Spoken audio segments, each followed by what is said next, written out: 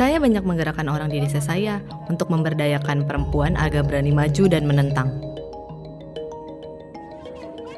Mereka mengusir masyarakat kami, membakar rumah dan merusak harta benda kami.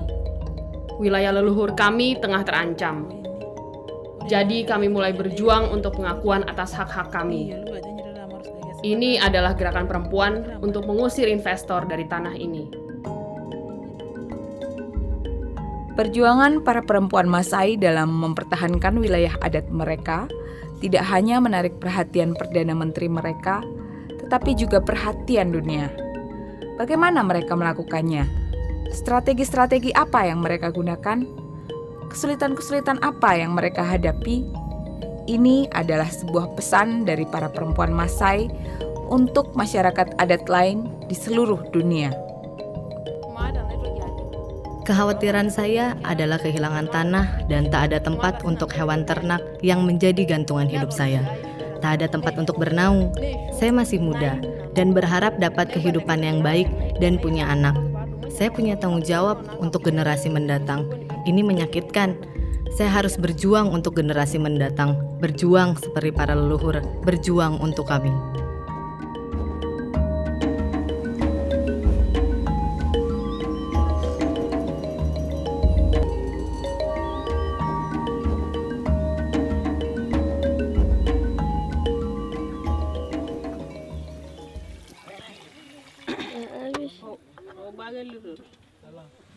Pemerintah bicara tentang hukum dan kebijakan, namun kami orang Masai bicara tentang wilayah dan kehidupan. Jadi kami berjuang mendapatkan hak-hak kolektif untuk generasi sekarang maupun yang akan datang. Orang Masai ingin pemerintah Tanzania menghormati pengelolaan tanah adat kami, namun pemerintah lebih memikirkan meraup keuntungan dan tidak berpikir jauh ke depan. Ini adalah konflik antara masyarakat adat Masai di satu pihak dan pemerintah serta perusahaan asing di pihak lainnya. Pada tahun 1992, pemerintah Tanzania membuat kesepakatan bisnis dengan satu perusahaan perburuan elit Uni Emirat Arab bernama OBC. Pemerintah memberi OBC tanah seluas lebih dari 1.500 km persegi di tempat tinggal masyarakat Masai secara turun-temurun. Masyarakat tidak diajak berembuk tentang rencana-rencana yang akan menggusur 30.000 orang dan mempengaruhi puluhan ribu orang lainnya yang mengembalakan ternak mereka di daerah tersebut. Nama saya Kijolu Kakeya, dan saya ketua kelompok pejuang perempuan.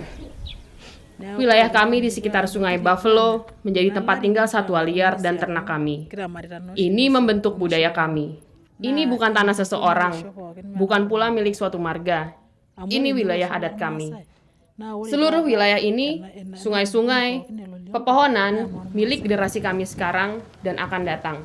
Namun tak satu pun milik seseorang. Kami telah melestarikan dan mengelola wilayah kami, satwa liar, air, namun kemudian investor datang. Nama saya Nur Kishili. Perusahaan menggunakan tanah kami, mengelola usaha, dan membatasi kami menggembala ternak di sana. Perusahaan berjanji akan mendahulukan kami sebagai tenaga kerja, bahwa tanah kami dapat terus merumput di tanah itu. Namun, tak satu pun janji ini terjadi. Mereka membayar Rp5.000 per hektar per tahun. Sesedikit itu yang kami dapatkan sebagai imbalan. Mereka mengambil banyak sekali tanah kami, hampir setengah dari wilayah kami. Saat kami melihat tanah, air, dan ladang pengembalaan yang hilang, harganya tak sebanding dengan bayaran itu.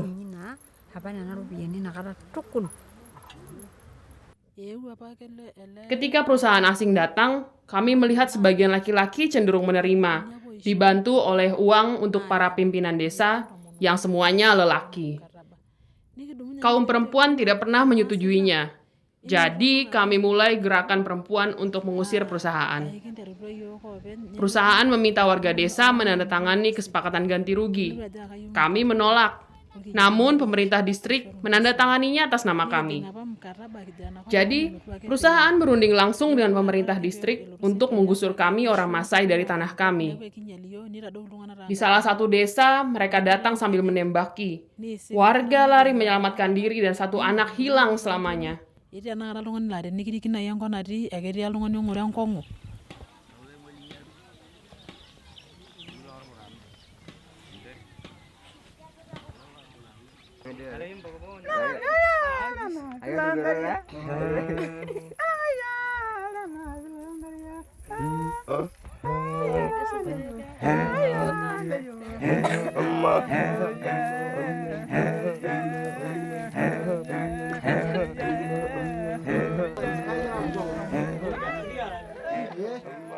Saya Kotu Tome.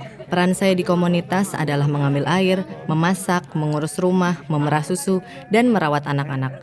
Saya berada di luar sampai malam. Saya mengurus anak-anak sapi dan ternak yang sakit. Dan siang berakhir dan saya mulai memerah susu lagi. Jadi itulah peran saya sebagai perempuan Masai. Sebuah strategi penting adalah menggerakkan perempuan. Perempuan harus yakin mereka memiliki peran untuk melindungi tanah mereka. Karena sebelumnya perempuan tidak mengetahuinya. Kami juga tidak yakin dengan kemampuan kami untuk memimpin dan ada budaya takut bicara.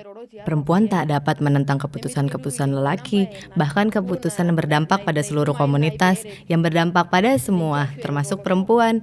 Perempuan tidak berani tampil di depan laki-laki, jadi kami banyak melakukan penyadaran untuk memberdayakan perempuan agar berani tampil di tengah komunitas mereka. Kini perempuan menyebarkan informasi dari tingkat dusun sampai tingkat distrik. Di tingkat lokal, kami menggalang orang, lalu mengadakan rapat-rapat dan pertemuan besar di tingkat distrik. Jadi, dari berbagi informasi itulah kami menganalisis dan menemukan suatu persoalan genting untuk diperhatikan. Lalu, kami fokus pada soal itu dan mendukung para pejuang untuk menggalang kaum perempuan secara efektif. Saat pejabat distrik mendapati kaum perempuan tengah melakukan penggalangan, ia memanggil semua pimpinan desa dan memberitahu mereka agar jika ada perempuan dari desa mereka didapati datang ke rapat-rapat ini, saya akan menangkap Anda. Kembali ke desa mereka, kaum lelaki mulai melarang perempuan menghadiri rapat apapun karena takut ditangkap. Setelah itu, kami memulai strategi mengadakan rapat sambil jalan. Kami melakukan banyak rapat membahas strategi dan menyaring pendapat dan saran teknis dari LSM dan organisasi-organisasi perempuan. Mereka mendukung kami dengan pengetahuan dan keterampilan penggalangan. Kami juga meminta pengacara untuk memberi saran tentang masalah hukum, sehingga kami yakin kami masih berada di dalam kerangka hukum.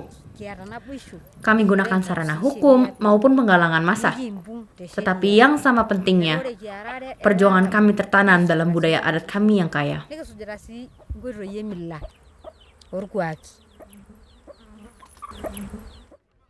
Strategi lainnya adalah berdemonstrasi dan protes. Kami banyak melakukannya di tingkat lokal, distrik, dan regional. Termasuk di dalamnya rapat-rapat perempuan, protes, pelibatan media, keikutsertaan dalam dewan desa, musyawarah desa, dan banyak pertemuan lainnya di desa. Cara lain adalah memakai lagu dan tarian tradisional yang menggalang persatuan dalam komunitas untuk terlibat dalam masalah-masalah ini. Warga Tanzania, mohon bantu kesengsaraan kami.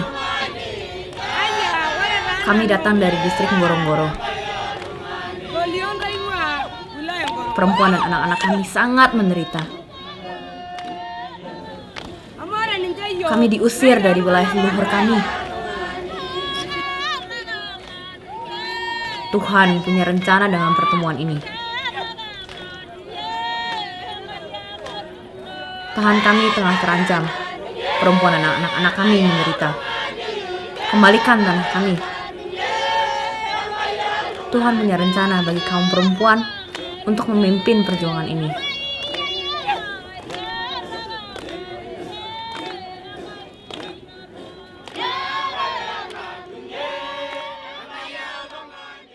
Strategi lain yang pernah kami gunakan adalah menjangkau pemerintah lewat partai berkuasa.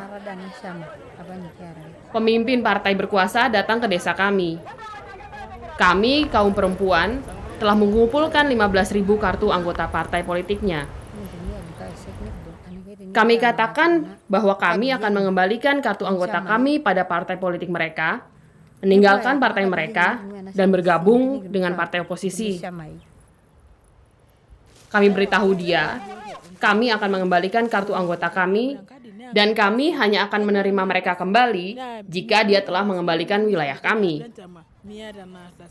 Tak ada yang bisa menjadi anggota partai politik tanpa kartu anggota. Dan kami bukan lagi orang Masai, kecuali kami memiliki wilayah kami. Perjuangan berlanjut. Lalu bulan Oktober 2013, Perdana Menteri datang sendiri untuk menemui kami di sini di Loliondo. Ia memberi janji lisan bahwa sementara ini wilayah kami tidak akan diambil pemerintah. Ratusan bahkan ribuan perempuan berdemonstrasi, dan hal itu menarik perhatian media. Perusahaan-perusahaan media terbesar di dunia mengunjungi masyarakat di tingkat terbawah. Kami lihat perempuan maju ke depan dengan berbagai cara. Lantang bicara, sangat pandai bicara untuk menyuarakan masalah ini.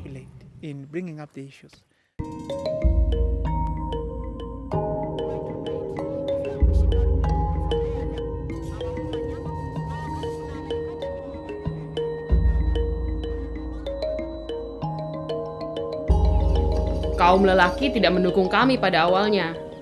Kini hasilnya adalah kami berhasil mengajak laki-laki bergabung. Kami sadar lebih banyak yang bergabung, lebih baik. Dan saat ada laki-laki dalam perjuangan kami mengurangi peluang manipulasi dan korupsi.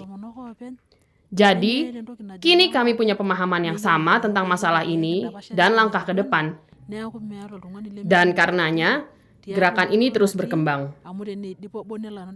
Wilayah ini bukan untuk laki-laki saja, namun untuk seluruh komunitas. Kini kami mengatur jadwal pertemuan di mana laki-laki dan perempuan bisa berdiskusi bersama.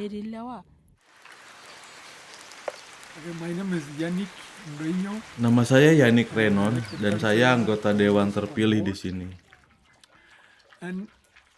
Dulu kami kaum laki-laki khawatir tentang berkembangnya keterlibatan perempuan dalam politik dan masalah tanah. Saat itu kami merasa mereka akan menentang kami.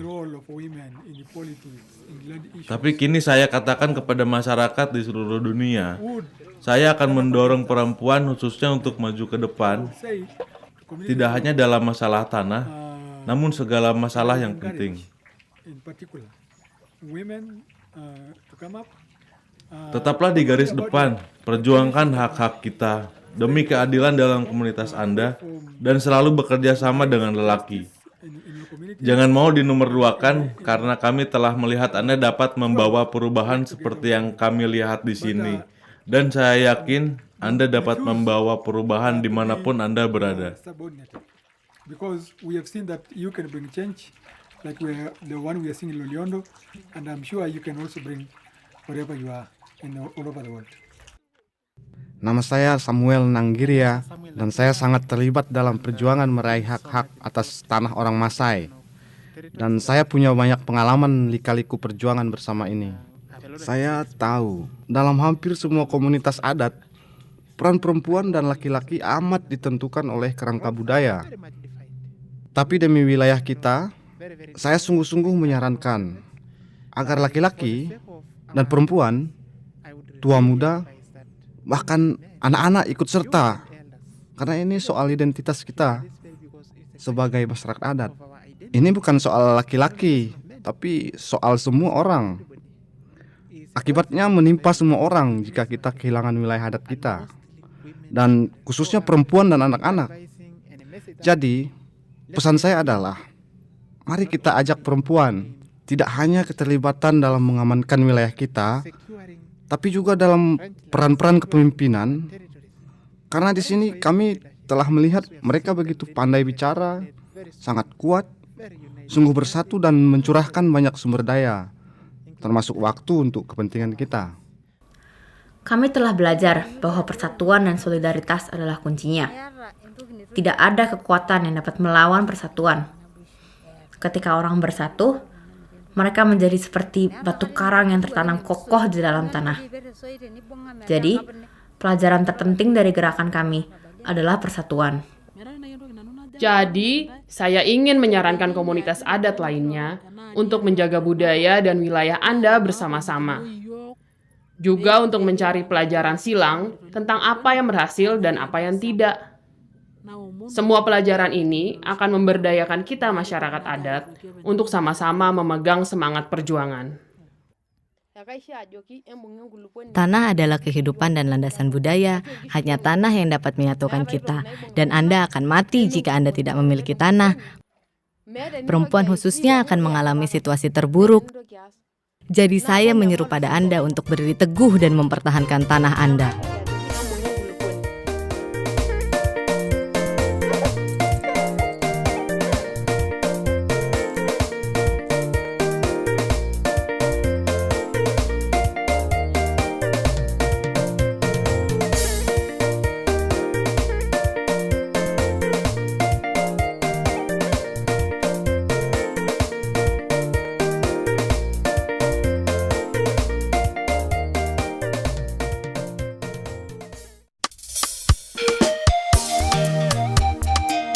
Bagiragara dan karagi Sion, ore dan karagi Yerusalem ne mayengenga, omerabana ne balayo sevarene, ene wangana dama. O yorgiyo sabona no iserera, dan karagi loso, le baba uye yolai, oi roro konyagi, ne bogi ne jango, ne menari na ling, ne mirai ne jerogi. Error yogi, ninja na gov na yogi, jene ben.